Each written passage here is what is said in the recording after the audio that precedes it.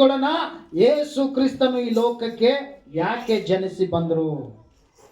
ವಚನ ಮತ್ತಾಯನ ಬರೆದ ಸುವಾರ್ತೆ 1:21 ವಚನ. ಆಕೆಯು ಒಬ್ಬ ಮಗನನ್ನು ಹಡೆಯುವಳು, ನೀನು ಆತನಿಗೆ ಯೇಸು ಎಂದು ಹೆಸರಿಡಬೇಕು. ಯಾಕೆಂದರೆ ಆತನೇ ತನ್ನ ಜನರನ್ನು ಅವರ ಪಾಪಗಳಿಂದ ಬಿಡಿಸಿ ಕಾಯುವವನು ಅಂದನು. ಹಲ್ಲೆಲೂಯಾ. ಈ ಲೋಕದಲ್ಲಿ ಎಲ್ಲರಿಗೂ ಒಂದು ಸಮಸ್ಯೆ ಏನಂತಂದ್ರೆ ಪಾಪ. ಈ ಪಾಪದಿಂದ ಹೊರಗೆ ಬರಬೇಕೆಂಬುದಾಗಿ, ಈ ಪಾಪದಿಂದ ಪರಿಹಾರ ಹೊಂದಬೇಕೆಂಬುದಾಗಿ ಲೋಕದಲ್ಲಿರುವಂತಹ ಜನರು ಅನೇಕ ವಿಧವಾದ ಭಕ್ತಿ ಮಾರ್ಗಗಳಲ್ಲಿ ನಡೀತಾ ಇದ್ದಾರೆ, ಭಕ್ತಿ ಮಾಡ್ತಾ ಇದ್ದಾರೆ. ಹಲ್ಲೆಲೂಯಾ. ಅನೇಕ ಪ್ರಾಣಿ ಪಕ್ಷಿಗಳನ್ನ ಬಲಿ ಕೊಡ್ತಾ ಇದ್ದಾರೆ, ಯಾತ್ರೆಗಳನ್ನ ತಿರುಗುತ್ತಾ ಇದ್ದಾರೆ. ಹಲ್ಲೆಲೂಯಾ.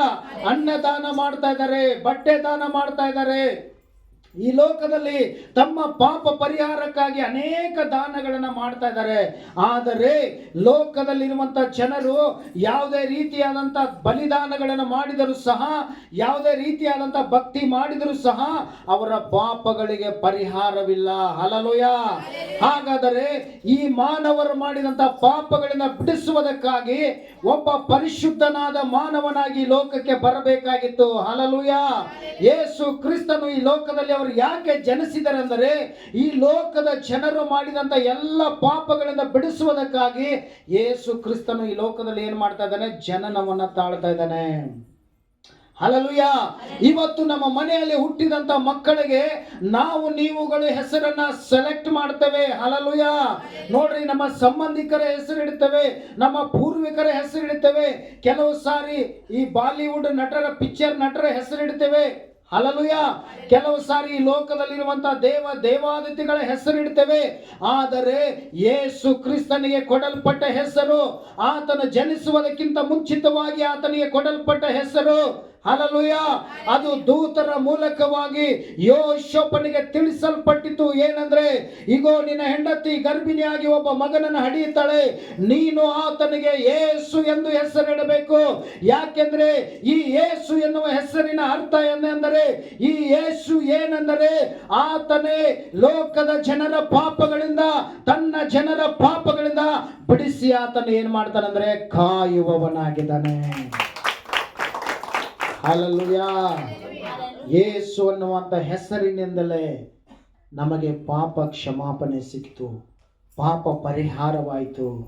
ಯೇಸು ಈ ಲೋಕಕ್ಕೆ ಬಂದಿದ್ದು ಮೊದಲನೇ ಉದ್ದೇಶ ಏನಂದ್ರೆ ಪಾಪದಿಂದ ಬಿಡಿಸುವುದು. ಹಲ್ಲೆಲೂಯಾ. ಪಾಪ ಮಾಡಿದಂತ ಎಲ್ಲ ಮನುಷ್ಯರು ಯಾವ ಮಾರ್ಗದಲ್ಲಿದ್ದರು? ನರಕದ ಮಾರ್ಗದಲ್ಲಿದ್ದರು. ಹಲ್ಲೆಲೂಯಾ. ಹಾಗಾದರೆ ಈ ಪಾಪದಿಂದ ಬಿಡಿಸುವುದಕ್ಕಾಗಿ, ನರಕದಿಂದ ನಮ್ಮನ್ನು ತಪ್ಪಿಸಿ ರಕ್ಷಣೆ ಮಾಡುವುದಕ್ಕಾಗಿ ಯೇಸು ಕ್ರಿಸ್ತನು ಈ ಲೋಕಕ್ಕೆ ಆತನು ಬಂದಿದ್ದಾನೆ. ಹಲ್ಲೆಲೂಯಾ. ಇಬ್ರಿಯರಿಗೆ ಬರೆದ ಪತ್ರಿಕೆ 2ನೇ ಅಧ್ಯಾಯ ಅದರ 14ನೇ ವಚನವನ್ನ ಯಾರಾದರೂ ಒಬ್ಬರು ಓದ್ರಿ. ಇದಲ್ಲದೆ ಮಕ್ಕಳು ರಕ್ತ ಮಾಂಸಧಾರಿಗಳಾಗಿರುವಂತೆ ಆತನು ಅವರಂತೆಯೇ ಆದನು. ತನ್ನ ಮರಣದಿಂದಲೇ ಮರಣಾಧಿಕಾರಿಯನ್ನು ಅಂದರೆ ಸೈತಾನನನ್ನ ಅಡಗಿಸಿ ಬಿಡುವುದಕ್ಕೂ, ಮರಣದ ದೆಸೆಯಿಂದ ತಮ್ಮ ಜೀವಮಾನದಲ್ಲೆಲ್ಲ ದಾಸತ್ವದಲ್ಲಿರುವವರನ್ನ ಬಿಡಿಸುವುದಕ್ಕೂ, ಅವರಂತೆ ನನ್ನಂತೆ ನಿಮ್ಮಂತೆ ನಾನು ಹೇಗೆ ರಕ್ತ ಮಾಂಸಧಾರಿಯಾಗಿದ್ದೇನೋ, ನಾನು ಹೇಗೆ ಈ ಶರೀರವನ್ನ ಧರಿಸಿಕೊಂಡು ಈ ಶರೀರದ ಮೂಲಕವಾಗಿ ಪಾಪ ಮಾಡಿದ್ದೇನೋ, ಹಾಗಾದ್ರೆ ನನ್ನ ರಕ್ತ ಮಾಂಸದಿಂದ, ನನ್ನ ಶರೀರದಿಂದ ಮಾಡಿದ ಎಲ್ಲ ಪಾಪಗಳನ್ನು ಬಿಡಿಸುವುದಕ್ಕಾಗಿ ಯೇಸು ಕ್ರಿಸ್ತನು ನನ್ನ ಹಾಗೆ ನಿಮ್ಮ ಹಾಗೆ ಆತನು ಒಬ್ಬ ನರ ಮನುಷ್ಯನಾಗಿ ರಕ್ತ ಮಾಂಸವನ್ನು ಧರಿಸಿಕೊಂಡು ಈ ಲೋಕದಲ್ಲಿ ಆತನ ಜನಿಸಿ ಬಂದನು. ಒಂದು ದಿನ ನಾವು ಮರಣದ ಭಯದಲ್ಲಿ ಜೀವಿಸ್ತಾ ಇದ್ದೀವಿ. ಹಲ್ಲೆಲೂಯಾ. ಒಂದು ದಿನ ನಾವು ನರಕದ ಹಾದಿಯಲ್ಲಿದ್ದೀವಿ. ಆ ಮರಣದ ಭಯದಿಂದ ನಮ್ಮನ್ನು ಬಿಡಿಸುವುದಕ್ಕಾಗಿ, ಆ ನರಕದ ದಾರಿಯಿಂದ ನಮ್ಮನ್ನು ಬಿಡಿಸುವುದಕ್ಕಾಗಿ, ಆ ಮರಣ ಪಾಪದ ದಾಸತ್ವದಲ್ಲಿದ್ದಂತ ನಮ್ಮನ್ನ ಬಿಡಿಸಿ ನಿತ್ಯ ಜೀವಕ್ಕೆ ಬಾಧ್ಯರನಾಗಿ ಮಾಡುವುದಕ್ಕಾಗಿ, ಹಲ್ಲೆಲೂಯಾ, ಯೇಸು ಕ್ರಿಸ್ತನು ರಕ್ತ ಮಾಂಸಧಾರಿಯಾಗಿ ಈ ಲೋಕಕ್ಕೆ ಬಂದನು. ಶರೀರ ಮಾಡಿದಂಥ ಪಾಪ ಶರೀರ ಹೊತ್ತುಕೊಳ್ಬೇಕಾಗಿತ್ತು. ಅದಕ್ಕೆ ನನ್ನ ನಿನ್ನ ಹಾಗೆ ಒಂದು ಶರೀರವನ್ನು ತೆಗೆದುಕೊಂಡು ಯೇಸು ಕ್ರಿಸ್ತನು ಈ ಲೋಕದಲ್ಲಿ ಅವರು ಏನು ಮಾಡಿದರು? ಜನಿಸಿ ಬಂದರು. ಪ್ರಿಯರೇ, ಹಾಲಲು 1 ತಿಮೋಥಿ 1:15 ವಚನ.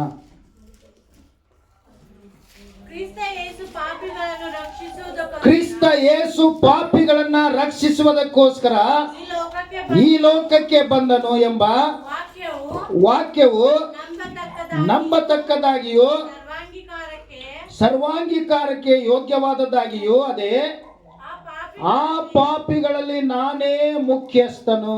ಆಮೆನ್.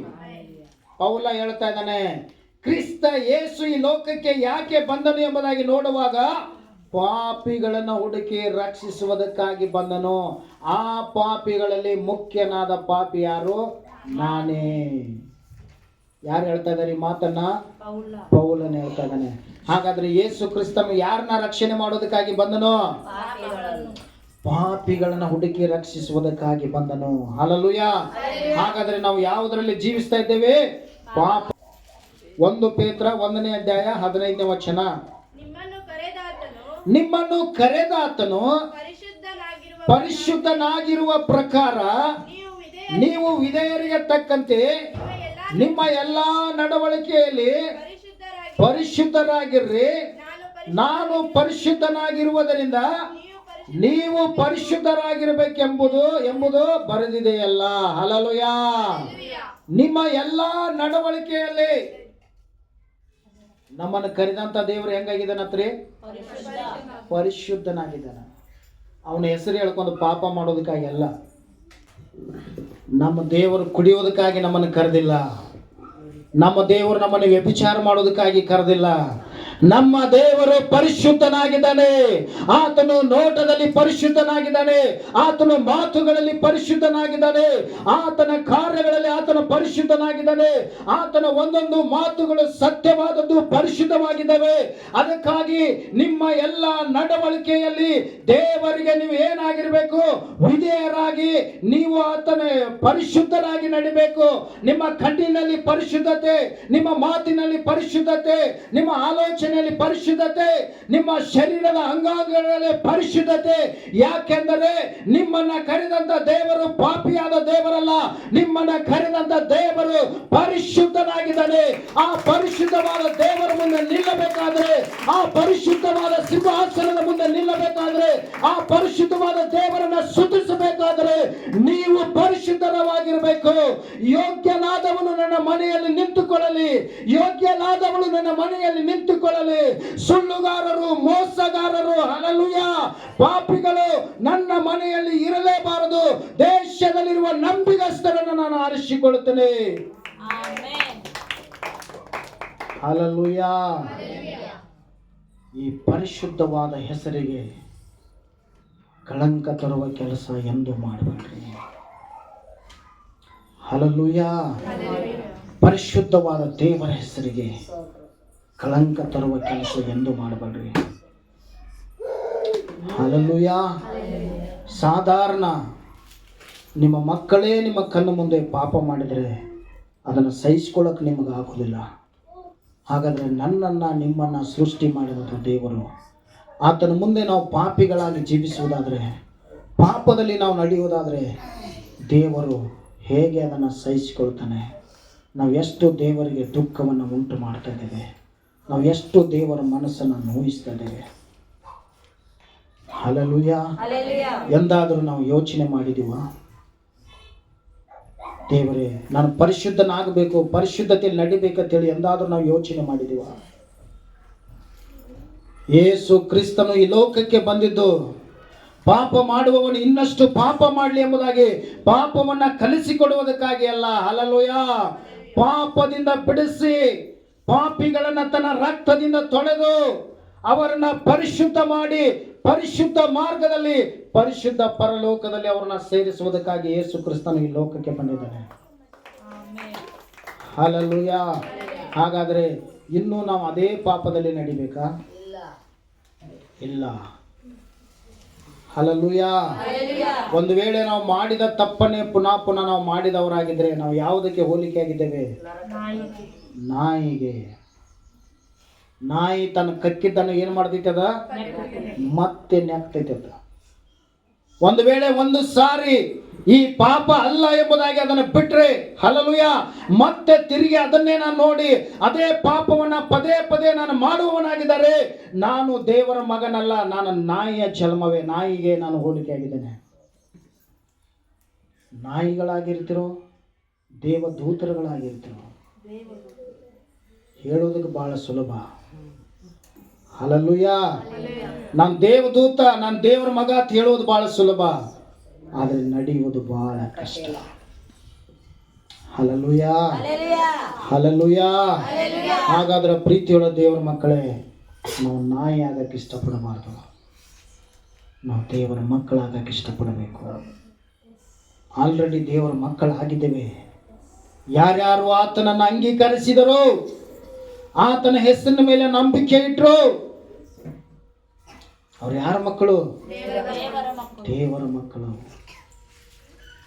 ಇವರು ರಕ್ತ ಸಂಬಂಧದಿಂದಾಗಲಿ, ಕಾಮದಿಂದಾಗಲಿ, ಪುರುಷ ಸಂಕಲ್ಪದಿಂದಾಗಲಿ ಹುಟ್ಟಿದವರಲ್ಲ. ಇವರೆಲ್ಲರೂ ಯಾರಿಂದ ಹುಟ್ಟಿದವರು? ದೇವರಿಂದಲೇ ಹುಟ್ಟಿದವರು. ಯೇಸು ಕ್ರಿಸ್ತನು ಹೇಗೆ ಮರಿಯಳ ಗರ್ಭದಲ್ಲಿ ಪರಿಶುದ್ಧಾತ್ಮನಿಂದ ಹುಟ್ಟಿದನು, ಅದೇ ರೀತಿಯಾಗಿ ಯಾರ್ಯಾರು ದೇವರ ಮೇಲೆ ನಂಬಿಕೆ ಇಟ್ಟರು, ಯಾರ್ಯಾರು ಯೇಸು ಕ್ರಿಸ್ತನನ್ನು ಅಂಗೀಕರಿಸಿದರು, ಅವರೆಲ್ಲರೂ ಈ ಲೋಕದ ಶರೀರ ಸಂಬಂಧವಾಗಿ ಹುಟ್ಟಿದವರಲ್ಲ, ಆತ್ಮನಿಂದ ಹುಟ್ಟಿದವರು, ಆತ್ಮಕ್ಕೆ ಸಂಬಂಧಪಟ್ಟವರು. ಹಾಗಾದ್ರೆ ನಾವು ಆತ್ಮನನ್ನೇ ಅನುಸರಿಸಿ ನಡಿಬೇಕು. ಪೌಲನು ಕೆಲವು ಕಡೆ ಬರೀತಾನೆ, ನಿಮ್ಮೊಳಗಡೆ ಇರುವಂತಹ ಭೂ ಸಂಬಂಧವಾದ ಸ್ವಭಾವಗಳನ್ನು ಏನು ಮಾಡ್ರಿ? ಸಾಯಿಸ್ಬಿಡ್ರಿ, ಆತ್ಮನನ್ನು ಅನುಸರಿಸಿ ನಡ್ರಿ. ಯಾಕೆಂದ್ರೆ ನೀವೆಲ್ಲರೂ ಆತ್ಮನಿಂದ ಹುಟ್ಟಿದ್ರಿ ಎಂಬುದಾಗಿ. ಹಲ್ಲೆಲೂಯಾ. ಹಾಗಾದ್ರೆ ಪ್ರೀತಿಯುಳ್ಳ ದೇವರ ಮಕ್ಕಳೇ, ನಾವು ಪರಿಶುದ್ಧರಾಗಿರ್ಬೇಕೆಂಬುದಾಗಿ ನಮ್ಮನ್ನು ದೇವರು ಕರೆದಿದ್ದಾನೆ. ನಮ್ಮನ್ನು ಕರೆದ ಆತನು ಏನಾಗಿದ್ದಾನೆ? ಪರಿಶುದ್ಧನ. ಆತನ ಹೆಸರು ಹೇಳಿಕೊಂಡು ಯಾವುದೇ ಪಾಪ ಮಾಡುವ ಯಾವ ಅಧಿಕಾರ ನನಗಿಲ್ಲ. ಹಲ್ಲೆಲೂಯಾ. 1 ಥೆಸಲೋನಿಕ 4ನೇ ಅಧ್ಯಾಯ 3ನೇ ವಚನ. ದೇವರ ಚಿತ್ತವೇನೆಂದರೆ ನೀವು ಶುದ್ಧರಾಗಿರಬೇಕೆಂಬುದೇ. ಆದದ್ದರಿಂದ ಆದರಕ್ಕೆ ದೂರವಾಗಿರಬೇಕು. ದೇವರ ನರಿಯದ ಅನ್ಯ ಜನಗಳಂತೆ ಕಾಮಾಭಿಲಾಷೆಗೆ ಒಳಪಡದೆ ನಿಮ್ಮಲ್ಲಿ ಪ್ರತಿಯೊಬ್ಬನು ಪವಿತ್ರವಾದ ಮನಸ್ಸಿನಿಂದಲೂ ಘನತೆಯಿಂದಲೂ ಧರ್ಮ ಪತ್ನಿಯನ್ನ ಸಂಪಾದಿಸಿಕೊಳ್ಳಬೇಕೆಂದು ತಿಳಿಯಬೇಕು. ಹಲ್ಲೆಲೂಯಾ. ಲೋಕದ ಜನರು ಕಾಮಾಭಿಲಾಷಕ್ಕೆ ಒಳಗಾಗುವಂತೆ ನೀವು ಅವರಂತೆ ಏನಾಗಬಾರ್ದು? ಕಾಮಾಭಿಲಾಷಕ್ಕೆ ಒಳಗಾಗಬಾರ್ದು. ನಿಮ್ಮನ್ನ ಕರೆದಾತನು ಯಾರಾಗಿದ್ದಾನೆ? ದೇವರ ಚಿತ್ತ ಏನ್ರಿ? ನೀವು ಪರಿಶುದ್ಧರಾಗಿರಬೇಕೆಂಬುದಾಗಿ ದೇವರ ಚಿತ್ತ. ಇಷ್ಟ ಬಂದ ಹಾಗೆ ಎಲ್ಲ ನಮ್ಮ ದೇಹವನ್ನು ಉಪಯೋಗಿಸಬಾರ್ದು. ನಾವು ದೇವರ ಮುಂದೆ ಪರಿಶುದ್ಧರಾಗಿ ಜೀವಿಸಬೇಕು. ದೇವರು ನನಗೆ ಗಂಡನನ್ನು ಕೊಡುವವರೆಗೂ ನಾನು ಏನಾಗಿರ್ಬೇಕು? ಪರಿಶುದ್ಧರಾಗಿರ್ಬೇಕು. ದೇವರು ನನಗೆ ಹೆಂಡತಿಯನ್ನು ಕೊಡುವವರೆಗೂ ನಾನು ಏನಾಗಿರ್ಬೇಕು? ಪರಿಶುದ್ಧರಾಗಿರ್ಬೇಕು. ಹಲ್ಲೆಲೂಯಾ. ಬೀದಿಯ ನಾಯಿಗಳ ತರ ನಾವು ಬೇಕಾದವರಿಗೆಲ್ಲ ನಮ್ಮ ದೇಹ ಕೊಡಬಾರ್ದು. ಅದು ಅಶುದ್ಧವಾದ ಜೀವನ. ದೇವರು ನನ್ನ ಭವಿಷ್ಯವನ್ನ ಕಟ್ಟುವವರೆಗೂ, ನನ್ನ ಕುಟುಂಬವನ್ನ ಕಟ್ಟುವವರೆಗೂ ನಾನು ಪರಿಶುದ್ಧನಾಗಿ ಜೀವಿಸಬೇಕು. 4 ದಿನ ಲೇಟ್ ಆದರೂ ಪರವಾಗಿಲ್ಲ, ಆದರೆ ಶುದ್ಧತೆ ಇರಬೇಕು. ಕಾಮಾಭಿಲಾಷೆ ಯಾವಾಗಲೂ ಇರಬಾರ್ದು. ಅವರು ದೇವರ ರಾಜ್ಯಕ್ಕೆ ಯೋಗ್ಯರೇ ಅಲ್ಲ. ಪಾಪ ಒಂದು ವೇಳೆ ನಾವು ತಿಳಿಯದವರಾಗಿದ್ರೆ, ದೇವರ ವಾಕ್ಯದ ಅರಿವು ನಮಗಿಲ್ಲದೆ ಇರುವಾಗ ಈ ಪಾಪಗಳನ್ನು ಮಾಡಿದರೆ ದೇವರು ಅದನ್ನು ಸಹಿಸಿಕೊಳ್ತಾನೆ. ಆದರೆ ವಾಕ್ಯದ ಅರಿವು ನಮಗಿದ್ದಾಗ, ಈ ಸತ್ಯವನ್ನೆಲ್ಲ ನಾವು ತಿಳಿದುಕೊಂಡಾಗಲೂ, ಹಲ್ಲೆಲೂಯಾ, ನಮ್ಮ ಶರೀರದ ಆಸೆಗಳನ್ನು ಪೂರೈಸುವುದಕ್ಕಾಗಿ ನಾವು ಒಂದು ವೇಳೆ ಹಾತೊರೆಯುವುದಾದರೆ ನಾವು ದೇವರಿಗೆ ವಿರುದ್ಧವಾಗಿ ಜೀವಿಸ್ತಾ ಇದ್ದೇವೆ. ಹಲ್ಲೆಲೂಯಾ. ಹಾಗಾದ್ರೆ ಪ್ರೀತಿಯುಳ್ಳ ದೇವರ ಮಕ್ಕಳೇ, ನಮ್ಮ ದೇವರ ಚಿತ್ತ ಏನು?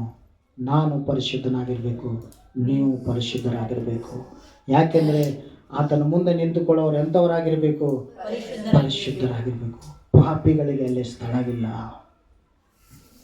ಈ ಭೂಮಿ ಮೇಲೆ ಪಾಪಿಗಳಿಗೆ ಸ್ಥಳವಿದೆ, ಆದ್ರೆ ಪರಲೋಕದಲ್ಲಿ ಪಾಪಿಗಳಿಗೆ ಸ್ಥಳವಿಲ್ಲ. ಹಲ್ಲೆಲೂಯ. ಪಾಪಿಗಳು ಅಲ್ಲಿ ಸೇರಕ್ಕಾಗುವುದಿಲ್ಲ ಎಂಬುದಾಗಿ ಹೇಳಿ ಯೇಸು ಕ್ರಿಸ್ತನು ಈ ಲೋಕಕ್ಕೆ ಬಂದಿದ್ದಾನೆ. ಅವರನ್ನ ಇಲ್ಲೇ ನಾನು ಅವರ ಪಾಪಗಳನ್ನ ತೊಳೆದು ಅವರನ್ನ ಶುದ್ಧಿ ಮಾಡಿ, ಹಲ್ಲೆಲೂಯ, ಅವರನ್ನ ಪರಿಶುದ್ಧರನ್ನಾಗಿ ಮಾಡಿ ಅವರಿಗೆ ಬಿಳಿಯ ನಿಲುವಂಗಿಯನ್ನು ತೊಡಿಸಿ ನನ್ನ ತಂದೆ ಸಿಂಹಾಸನದ ಮುಂದೆ ಅವರನ್ನ ನಿಲ್ಲಿಸಬೇಕಂತೇಳಿ ನನ್ನನ್ನ ನಿಮ್ಮನ್ನ ಸಿದ್ಧ ಮಾಡುವುದಕ್ಕಾಗಿ ಯೇಸು ಕ್ರಿಸ್ತನು ಈ ಲೋಕಕ್ಕೆ ಬಂದಿದ್ದಾನೆ. ಹಲ್ಲೆಲೂಯ. ಈ ಲೋಕಕ್ಕೆ ಬಂದಿದ್ದಾನೆ ಪ್ರಿಯರೇ. ಇದನ್ನು ಅರಿತುಕೊಳ್ಳಬಹುದು. ಕೆಲವು ಸಾರಿ ಸೈತಾನ್ ನಮಗೆ ಅವಕಾಶಗಳನ್ನು ತರ್ತಾನೆ, ಪಾಪ ಮಾಡುವಂಥ ಸನ್ನಿವೇಶಗಳನ್ನು ತರ್ತಾನೆ. ನೀವು ಒಬ್ಬಂಟಿಗರಾಗಿರುವಾಗ ಇಂಥ ಅವಕಾಶಗಳು ನಿಮಗೆ ಬರ್ತವೆ. ನೀವು ಕೆಲಸ ಮಾಡುವ ಸ್ಥಳಗಳಲ್ಲಿ ಇಂಥ ಅವಕಾಶಗಳು ಬರ್ತವೆ. ನಿಮ್ಮ ಮೇಲೆ ಅನೇಕರ ಕಣ್ಣು ಹಾಕ್ತಾರೆ. ಆಕಾಶದಲ್ಲಿ ದೇವರು ನೋಡ್ತಾ ಇರ್ತಾನೆ. ಹಲ್ಲೆಲೂಯ. ನೋಡ್ರಿ, ಯೋಷೋಪನಿಗೆ ಅವಕಾಶ ಎಲ್ಲ ಕೂಡಿ ಬಂದಿತ್ತು. ಆತನು ಒಂದು ಮಾತು ಹೇಳಿದ್ರೆ ಸಾಕು, ಹಲ್ಲೆಲೂಯ, ಐಗುಪ್ತ ದೇಶದ ರಾಜನ ಹೆಂಡತಿ ಅವನ ಹೆಂಡತಿ ಆಗುವುದಕ್ಕೆ ಸಿದ್ಧಳಾಗಿ ಬಂದಿದ್ದಳು. ಯೋಷೋಪ್ ಬರೀ ಹೂ ಅಂದ್ರೆ ಸಾಕು, ಆಕೆ ಜ್ಯೋತಿ ಮನಸ್ಸಿಗೆ ಬಂದ ಹಾಗೆ ಅನುಭವಿಸಬಹುದಾಗಿತ್ತು. ಆದರೆ ಯೋಷೋಪ್ ಏನ್ ಹೇಳ್ತಾನೆ? ಹಲ್ಲೆಲೂಯ, ನನ್ನ ಕರೆದ ದೇವರ ಮುಂದೆ ಇಂಥ ಪಾಪವನ್ನು ನಾನು ಮಾಡುವುದಿಲ್ಲ. ಆಕೆಯನ್ನು ಬಿಟ್ಟು ಏನ್ ಮಾಡ್ತಾನೆ? ಓಡಿ ಹೋಗ್ತಾನೆ. ಹಾಗಾದ್ರೆ ಇವತ್ತು ನಾವು ಏನ್ ಮಾಡಬೇಕು? ಪಾಪವನ್ನ ಬಿಟ್ಟು ನಾವು ಓಡಿ ಹೋಗ್ಬೇಕು. ಪಾಪಿಗಳನ್ನು ಬಿಟ್ಟು ನಾವು ಹೊರಗೆ ಬರಬೇಕು. ಅವ್ರ ಜೊತೆಯಲ್ಲೇ ನಾವು ಜೀವಿಸುವುದಾದ್ರೆ ನಮಗೆ ಪರಿಶುದ್ಧತೆಯಲ್ಲಿ ಇರುವುದಕ್ಕೆ ಅವ್ರು ಬಿಡಂಗಿಲ್ಲ. ಹಲ್ಲೆಲೂಯ. ಇವತ್ತು ನನಗೂ ಸಾಕಷ್ಟು ಸ್ನೇಹಿತರಿದ್ರು, ಅವ್ರ ಜೊತೆಯಲ್ಲಿ ನಾನು ಇರ್ತಿದ್ದೆ. ಬಟ್ ಯೇಸುವನ್ನು ನಂಬಿದ ಬಳಿಕ ಒಬ್ಬ ಸ್ನೇಹಿತನನ್ನು ನಾನು ಉಳಿಸ್ಕೊಳ್ಳಲಿಲ್ಲ. ಎಲ್ಲರೂ ಡಿಸ್ಕನೆಕ್ಟ್. ಯಾರಿಗೋಸ್ಕರವಾಗಿ?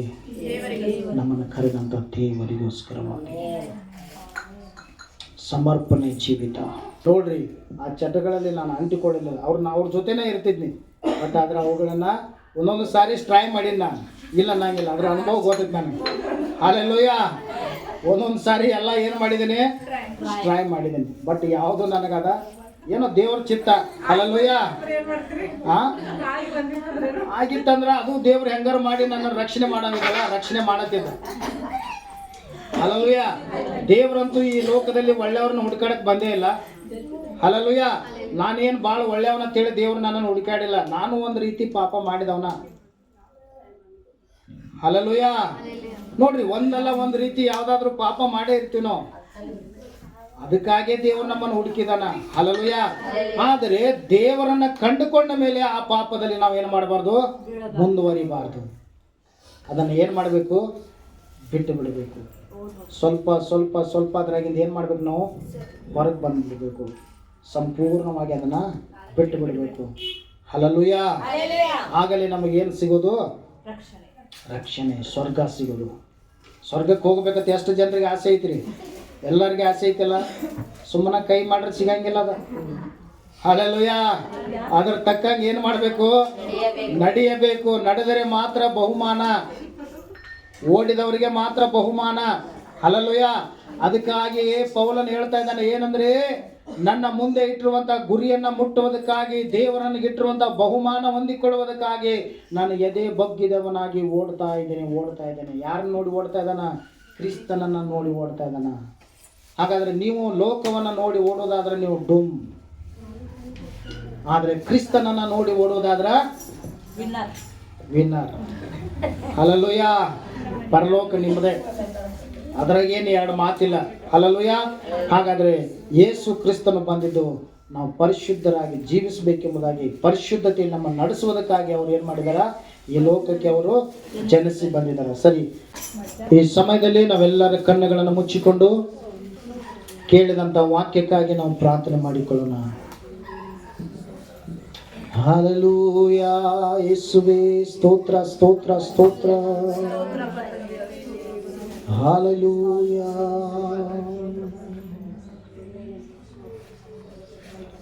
ಘೋರ ಪಾಪಿಯಾದ ನಾನು ನಿನ್ನಿಂದ ದೂರ ಹೋದಾಗ, ಘೋರ ಪಾಪಿಯಾದ ನಾನು ನಿನ್ನಿಂದ ದೂರ ಹೋದಾಗ ನಿನ್ನ ಪ್ರೇಮದಿ ನನ್ನ ಅಪ್ಪಿಕೊಂಡು ಕ್ಷಮಿಸಿದಂತ ನನ್ನ యేసయ్య ನಿನ್ನ ಪ್ರೇಮದಿ ನನ್ನ ಅಪ್ಪಿಕೊಂಡು ಕ್ಷಮಿಸಿದಂತ ನನ್ನ యేసయ్య ಎಂತ ಒಳ್ಳೆ ದೇವರು యేసయ్య ಎಂತ ಒಳ್ಳೆ ದೇವರು యేసయ్య ಚಿಂತೆಯೆಲ್ಲ ತೀರಿಸಯ್ಯ ನಿನ್ನ ಸೇರಲು ಎಂತ ಒಳ್ಳೆ ದೇವರು యేసయ్య ಚಿಂತೆಯೆಲ್ಲ ತೀರಿಸಯ್ಯ ನಿನ್ನ ಸೇರಲು ಎಂತ ಒಳ್ಳೆ ದೇವರು యేసయ్య ನೀನು ದರಿಗೆ ಇಳಿದು ಬಂದಿದೆಯಪ್ಪ. ನಾನು ರಕ್ತ ಮಾಂಸಧಾರಿಗಳಾಗಿರುವಂತೆ ನೀನು ನಮಗೋಸ್ಕರ ರಕ್ತ ಮಾಂಸಧಾರಿಯಾಗಿ ಈ ಪಾಪದ ಮರಣದಿಂದಲೂ ಪಾಪದ ಬಂಧನದಿಂದಲೂ ಪಾಪದ ದಾಸತ್ವದಿಂದಲೂ ನಮ್ಮನ್ನು ಬಿಡಿಸುವುದಕ್ಕಾಗಿ ನಮ್ಮನ್ನ ಪರಿಶುದ್ಧತೆಯಲ್ಲಿ ನಡೆಸುವುದಕ್ಕಾಗಿ ಕರ್ತನೆ ಈ ಲೋಕಕ್ಕೆ ನೀನು ಜನಿಸಿ ಬಂದಿದ್ಯಾ ಅಪ್ಪ. ನೀನು ಈ ಲೋಕಕ್ಕೆ ಬರಬೇಕಾದರೆ ಭೂಮಿಯ ಮೇಲೆ ಆಕಾಶದ ಮೇಲೆ ಅನೇಕ ಅದ್ಭುತಗಳು ಸೂಚಕ ಕಾರ್ಯಗಳು ನಡೆದವು ಕರ್ತನೆ.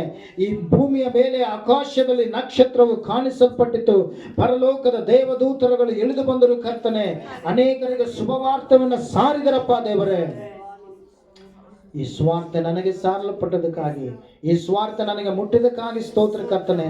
ನಾನು ಸಹ ಒಂದು ನಕ್ಷತ್ರವಾಗಿ ಒಂದು ದೂತನಾಗಿ ಕರ್ತನೆ ನಿನ್ನ ಸೇವೆ ಮಾಡಲಿಕ್ಕಾಗೋದು ನನಗೆ ಸಹಾಯ ಮಾಡು ಅಪ್ಪ. ನೀನ್ ತಾನೆ ಆಶೀರ್ವಾದ ಮಾಡಿ ನಡೆಸಿ. ಇವತ್ತು ಕೊಟ್ಟಂತ ಎಲ್ಲ ವಾಕ್ಯಕ್ಕಾಗಿ ನಾನು ಸ್ತೋತ್ರ ಮಾಡುತ್ತಾ ಯೇಸುವಿನ ನಾಮದಲ್ಲಿ ಪ್ರಾರ್ಥಿಸಿ ಬೇಡುತ್ತೇವೆ ನಮ್ಮ ಪರಲೋಕದ ಸ್ವರ್ಗೀಯ ತಂದೆಯೇ. Amen amen.